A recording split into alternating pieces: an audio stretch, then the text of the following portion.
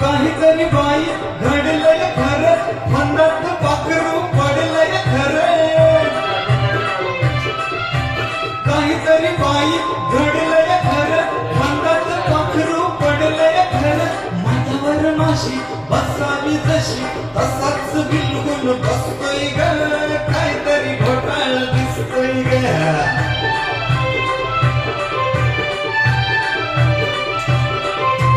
प्रेमाचा फासा टाकून असा आपला साहा केलास कसा.